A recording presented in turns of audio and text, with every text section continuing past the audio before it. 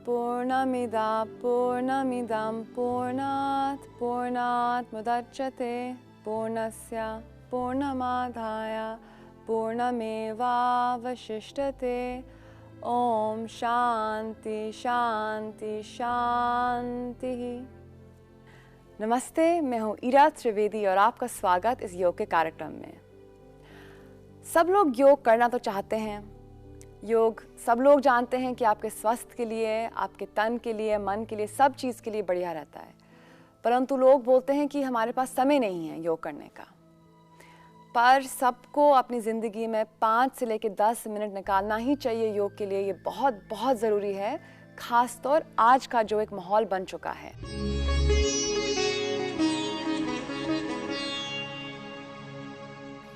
इतना प्रदूषण है, आजकल का खान पान भी बुरा है, इतने प्रोसेस्ड खाना खा रहे हैं सब लोग।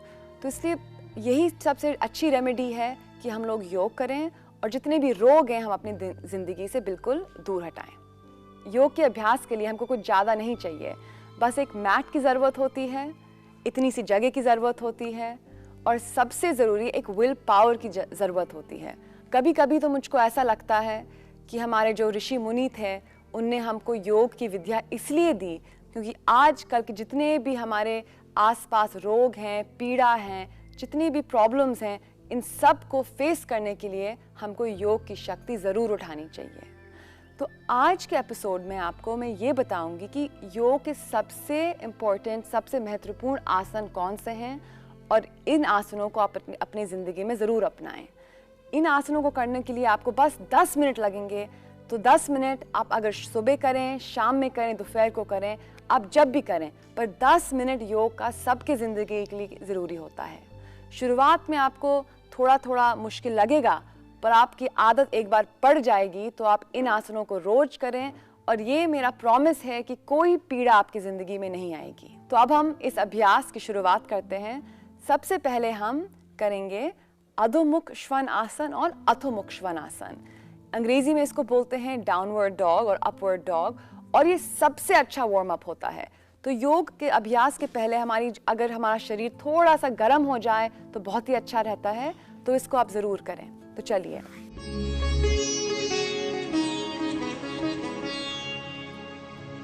चलिए शुरुआत करेंगे अधोमुख श्वानासन और अधोमुख श्वानासन से। हम पहले एक करेंगे, फिर दूसरा करेंगे, फिर दोनों को साथ साथ करेंगे।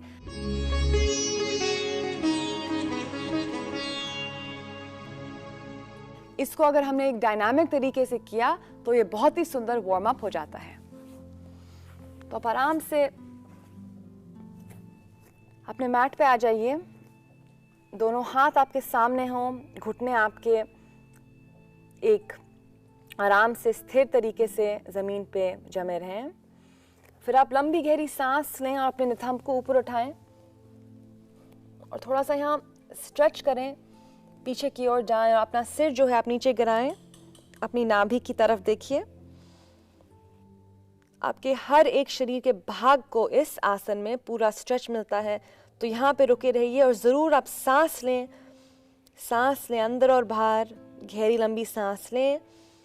इसको आप 2 मिनट तक होल्ड करिए। अगर आप बीच में थक रहे हैं तो आप नीचे आ सकते हैं, आप थोड़ा सा यहाँ पे रेस्ट ले सकते हैं और फिर वापस अधोमुख श्वानासन में।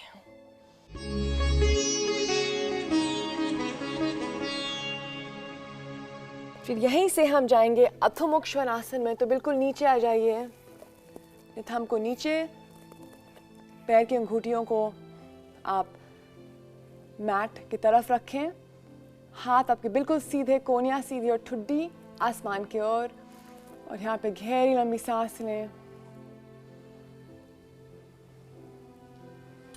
आप ऊपर भी आ सकते हैं अपने पैर के अंगूठे पे, ये थोड़ा सा और ज़्यादा चैलेंजिंग है और आपको यहाँ पे ज़्यादा गहरा स्ट्रेच मिलेगा।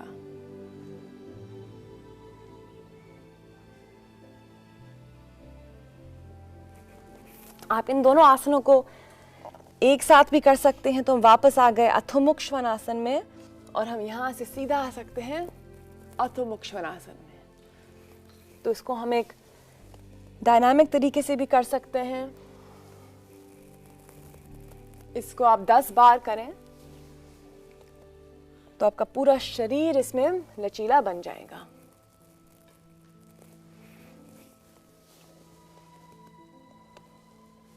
सांस के साथ इसको जरूर करें आप। सांस के बिना योग नहीं होता है योग। तो सांस लेके ऊपर, सांस छोड़ते हुए यहाँ पे, सांस लेते हुए अधोमुख श्वानासन। यहाँ पे ये कोशिश करिए कि आपकी जो एड़ियां हैं वो पूरी जमीन की ओर जा रही हैं। फिर अधोमुख श्वानासन, और फिर अधोमुख श्वानासन में आ जाएं। यहाँ पे 10 सेकंड के लिए रुकें, गहरी लंबी सांस, और वापस आ जाए वज्रासन में। और वज्रासन में थोड़ा सा रिलैक्स करें।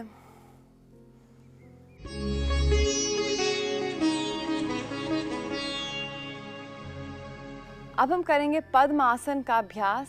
पद्मासन योग का सबसे बढ़िया आसन माना गया है, इसलिए क्योंकि इसके इतने सारे लाभ हैं।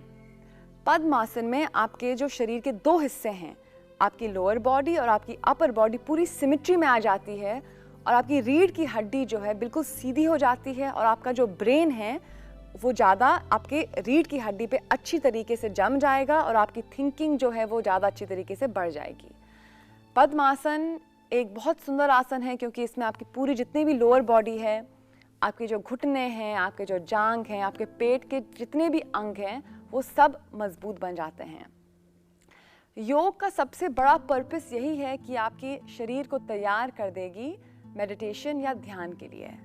और पद्मासन ध्यान के लिए सबसे बढ़िया आसन है, क्योंकि आपकी जो रीढ़ की हड्डी है बिल्कुल सीधी हो जाती है।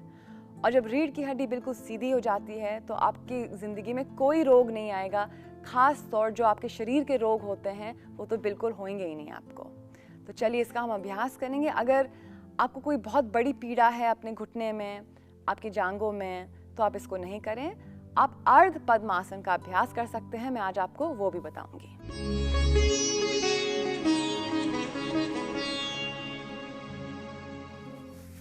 दोनों टांगों को आप आगे कर लें। पहले दंडासन हुआ ये, फिर हमने अपना सीधा पैर जो है उल्टे पैर के जांघ पे रखा, बिल्कुल ऊपर जहाँ तक हम ला सकते हैं इसको ले आएंगे।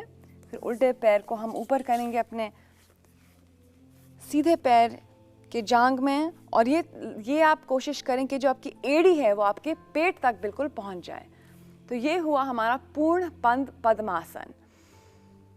और इसी को हम अब दूसरी ओर भी कर सकते हैं। तो अब पहले हमने अपना सीधा पैर ऊपर रखा, अब हम अपने उल्टे पैर को ऊपर रखेंगे पहले, फिर अपने उल्टे पैर के ऊपर से हम अपना सीधा पैर ले जाएंगे। तो ये हुआ पद्मासन। दूसरी ओर किन्हीं लोगों के लिए एक साइड कंफर्टेबल रहता है, दूसरे लोगों के लिए दूसरा साइड कंफर्टेबल रहता है। तो अब ये कोशिश करिए कि आपका जो साइड आपको जहाँ अनकंफर्टेबल लग रहा है वहाँ आप ज़्यादा होल्ड करे रहें। तो ये हुआ पद्मासन। आप जितना लंबा पद्मासन का अभ्यास करेंगे उतने ही आप कंफर्टेबल हो जाएंगे, और उतने ही लंबे समय के लिए आप इसको लगा पाएंगे।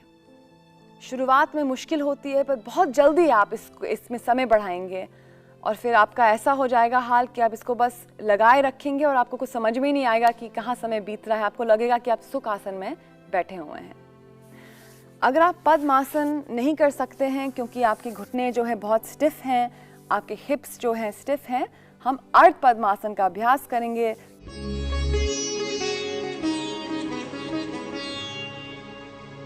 तो अर्ध पद्मासन में हम एक पैर ऊपर लाएंगे, दूसरा पैर नीचे लाएंगे, जैसे सुख आसन में होता है। तो ये हमारा हो गया अर्ध पद्मासन। इसका आप अभ्यास करेंगे तो धीरे धीरे आपकी एड़ियां लचीली हो जाएंगी, घुटने लचीले हो जाएंगे, और आप इसको एक आराम तरीके से कर पाएंगे। हमें इसी को अब दूसरे ओर करेंगे। तो अपना सीधा पैर उल्टे पैर के ऊपर, दूसरा पैर नीचे ले आए। तो सुख आसन की तरह होता है, पर एक पैर नीचे और एक पैर ऊपर होता है। और आप हिंडोल आसन इसको बोलते हैं, थोड़ा थोड़ा कर सकते हैं पद्मासन के पहले और बाद में। हिंडोल आसन से आपके थोड़े से घुटने जो हैं लचीले बनेंगे और जितने भी मांसपेशियां हैं जांघ के आसपास वो भी सब मजबूत बनेंगे और लचीले बनेंगे। आप इसको ज़रूर करें, ये बहुत ही महत्वपूर्ण आसन है योग का। सबको पद्मासन का अभ्यास करना चाहिए और कोशिश करें कि पद्मासन में बिल्कुल कंफर्टेबल हो जाएं। ये मुश्किल आसन नहीं है और अभ्यास के साथ ज़रूर सब लोग कर सकते हैं।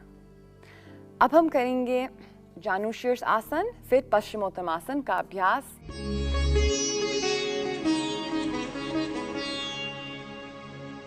फॉरवर्ड बेंडिंग जो है बहुत अच्छी है। इस आसन को हम लोग योग के बिल्कुल जो टॉप 3 आसन में से मानते हैं, क्योंकि इसके इतने सारे लाभ हैं। जब हम एक फॉरवर्ड बेंडिंग करते हैं तो हमारे जितने भी पेट के जो अंग हैं, स्टमक के जो ऑर्गन्स हैं, वो सब मजबूत हो जाती है, उनकी फंक्शनिंग बढ़ जाती है। योग हमारे फिजिकल बॉडी के लिए तो बहुत अच्छा होता ही है, पर इसकी खास बात ये होती है कि जो हमारी इंटरनल बॉडी होती है, जितने भी हमारे ऑर्गन्स होते हैं, हमारा हार्मोनल सिस्टम होता है, हमारा रेस्पिरेटरी सिस्टम होता है, इन सब को ये मजबूत करता है। तो इसलिए योग जो है सबसे बढ़िया फिजिकल प्रैक्टिस है। ये कोई गेम खेलने से भी बहुत ज़्यादा अच्छा होता है कि आप योग का अभ्यास करें। और जो मैं आज आपको आसन बता रही हूँ, आप इनका बस अभ्यास करें और ये एक पूरी कंप्लीट या पूर्ण प्रैक्टिस मानी जाएगी। तो चलिए जानुशीर्ष आसन का अभ्यास।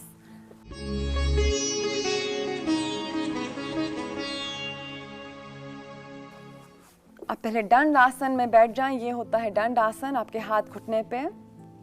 फिर आप अपना सीधा पैर जो है उल्टे पैर के ऊपर लगा सकते हैं या आप साइड में भी रख सकते हैं। तो एक हुआ पद्मासन की तरह और एक हुआ पद्मासन के बिना। और फिर यहाँ से आप पूरे अपने हाथ ऊपर खींच लीजिए, लंबी गहरी सांस लें और आप नीचे तक आ जाएं। और यहाँ पे आप कंफर्टेबल हो जाएं। आप अपने माथा अभी कोशिश नहीं करें कि नीचे ले आएं, अभी तो आप यहीं पे ही कंफर्टेबल हो जाएं। अपने पैर की आप एक अंगूठी पकड़ सकते हैं या एड़ी पकड़ सकते हैं। आप अगर सामने तक नहीं आ रहे हैं तो आप अपने घुटने का भी पकड़ सकते हैं, कोई प्रॉब्लम नहीं होती है। जांघ के पास भी आ सकते हैं, जहां भी आप कंफर्टेबल हैं जानुशीर्ष आसन में। तो यहाँ लंबी गहरी सांस लें। रीढ़ की हड्डी बिल्कुल सीधी होनी चाहिए। फिर आराम से आप नीचे तक आ जाएं और यहाँ पे लंबी गहरी सांस।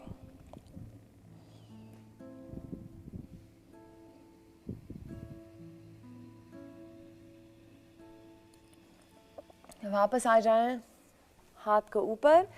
इसी अभ्यास को हम दूसरी ओर करेंगे। तो उल्टे पैर को सीधे पैर के या तो ऊपर या तो बाजू में, जहां भी आप कंफर्टेबल हैं, हाथ ऊपर खींचिए और सांस निकालते हुए नीचे जाइए। और यहाँ पे आप अपने पैर को पकड़िए रहिए। लंबी गहरी सांस लें। आपका मुंह कोमल, आपके मन में कोई स्ट्रेस ना होना चाहिए। बस लंबी गहरी सांस लेते रहें, उससे आप रिलैक्स होंगे और आप आसन में भी आप ज़्यादा गहरा जा पाएंगे। आराम से अपने माथे को नीचे ले आए।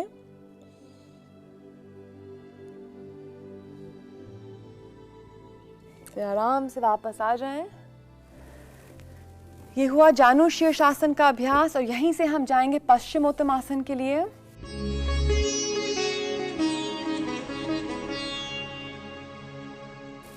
तो पैर दोनों दंड आसन में, हाथ को ऊपर खींचे, सांस लें और सांस छोड़ते हुए नीचे आ जाएं। और बस आप इतना करें, ये काफ़ी होता है। बस बिल्कुल ऊपर। अगर आप नीचे जाने की कोशिश करते हैं तो काफ़ी यहाँ ये मुश्किल रहता है लोगों के लिए, उनको पीठ में भी प्रॉब्लम हो सकती है। तो इतना ही काफ़ी होता है पश्चिमोत्तानासन में। अगर आपको ये मुश्किल लग रहा है तो आप अपने घुटने भी यहाँ मोड़ सकते हैं और आप नीचे जा सकते हैं और अपने माथे घुटने के पास लगाएं। ये भी बहुत अच्छा प्रैक्टिस है शुरुआत में, तो आप इसका अभ्यास करें। घुटने को मोड़ के और माथे घुटने पे।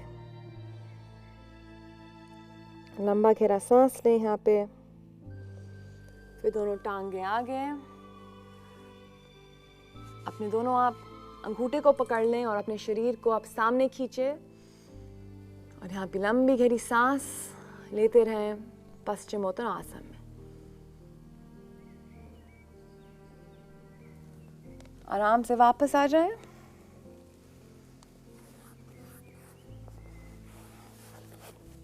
अब हमने फॉरवर्ड बेंडिंग कर ली, अब हम करेंगे साइड की बेंडिंग। हमारी ज़िंदगी में हम साइड में बहुत कम मुड़ते हैं इस तरीके से, परंतु अगर हम अपने शरीर को मुड़ाएंगे तो अब ये कोशिश करिए कि आपकी रीढ़ की हड्डी चारों दिशाएं में मुड़ जाए। तो हम सामने जा चुके हैं, हम पीछे भी जाएंगे और अब हम साइड में जाएंगे। अगर आप अपनी रीढ़ की हड्डी को चारों दिशाएं में मुड़ाएंगे तो आपको कोई पीड़ा नहीं होगी। प्रॉब्लम इसलिए होती है कि हम सीधा बैठे रहते हैं, थोड़ा सा आगे झुकते हैं, पर पीछे और साइड में बिल्कुल नहीं झुकते हैं। तो इस अभ्यास में हम अपने चारों दिशाएं, हम अपने पीठ को हम मोड़ेंगे और रीढ़ की हड्डी को मोड़ेंगे। तो चलिए हम जाएंगे अब साइड की तरफ। हम करेंगे अर्ध मत्स्येंद्र आसन का अभ्यास।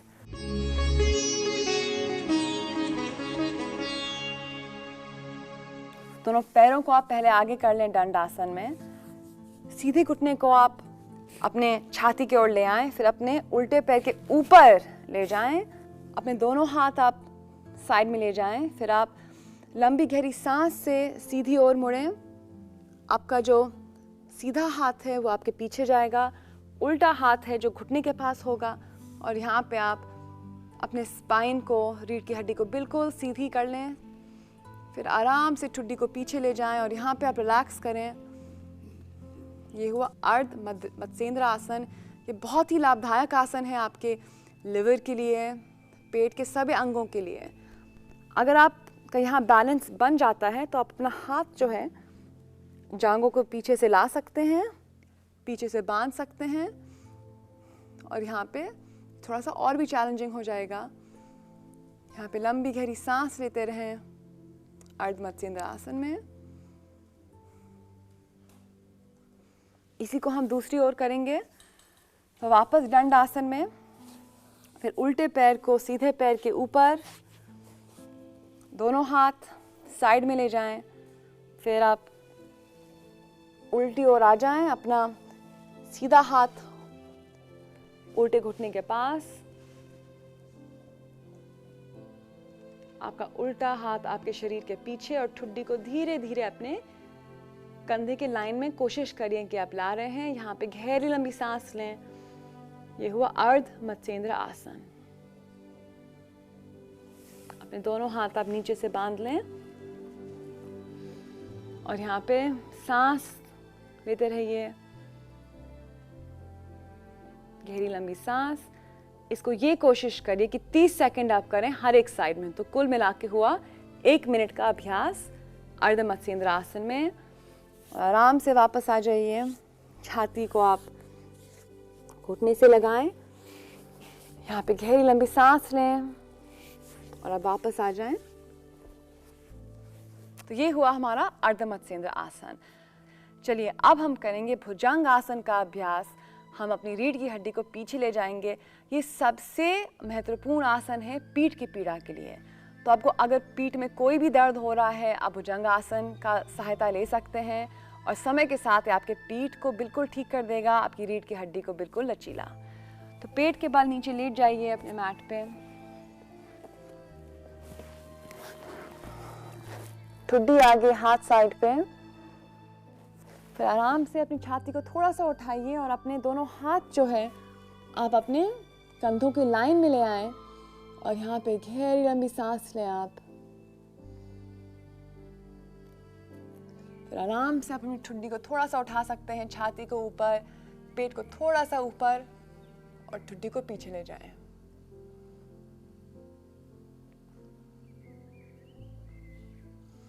यहाँ पे सांस बिल्कुल ना रोके, सांस लेते जाइए यहाँ पे आप।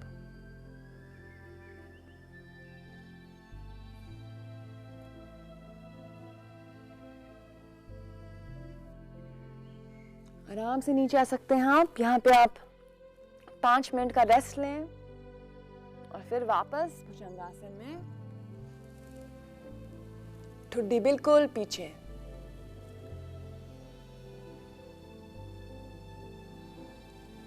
आराम से वापस आ जाएं।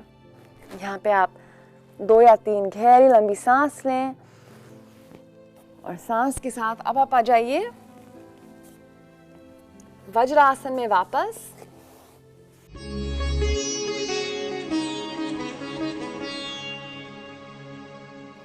बहुत ही ज़रूरी है कि हम आसन के अभ्यास के बाद शवासन थोड़ा सा करें। अगर हम 30 सेकंड के लिए भी करें वो भी ठीक है, पर शवासन का अभ्यास आखिरी में बहुत बहुत ज़रूरी होता है। तो शवासन में आप आराम से लेट गए, थोड़े से आपने पैर फैलाएं 2 से लेकर 3 फीट, हाथ जो है आपके 1.5 से लेकर 2 फीट के डिस्टेंस में आपके शरीर से। आपकी पूरी रीढ़ की हड्डी जो है फ्लैट हो गई ज़मीन पे। ज़मीन का जो प्राण है आपके रीढ़ की हड्डी को ऊर्जावान बनाएंगी। और पूरे बॉडी को यहाँ रिलैक्स करें आप, शरीर को पूरा लचीला छोड़ दें आप। और एक एक्सरे स्कैन कीजिए, अपने पैर से लेकर सिर तक पूरा एक स्कैन करिए और ये देखिए कि कोई आपके शरीर में पीड़ा नहीं होए। अपना दिमाग जो है, मन है, अपने पैर से लेके एड़ी, पैर के नीचे वाले हिस्से, घुटना, जांग, शोणी, पेट, पीठ, रीढ़ की हड्डी, छाती, हाथ, हथेली, कोहनी, कंधा, गर्दन और पूरा मुंह, हर एक अंग को, हर एक भाग को आप थोड़ा सा ध्यान दें और ये देखें कि कोई पीड़ा तो नहीं है। और जहाँ पे आपको पीड़ा महसूस हो रही है वहाँ पे आप गहरी लंबी सांस लें और उस पीड़ा के अंदर आप अपनी सांस ले जाएं ऑक्सीजन के साथ। जो भी पीड़ा है वो जा सकती है। और यहाँ पे अपने पूरे शरीर को लचीला बनाएं और थोड़ा सा रेस्ट करें। यहाँ पे आपका तन और मन पूरा शांत हो जाएगा शवासन में।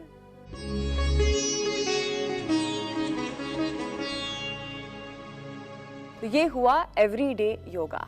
इसी से मैं लूँगी आपसे आज्ञा। आपका बहुत बहुत धन्यवाद कि आज आपने मेरे साथ योग किया। अब हम मिलेंगे अगली बार एक नए विषय और नए अभ्यास के साथ।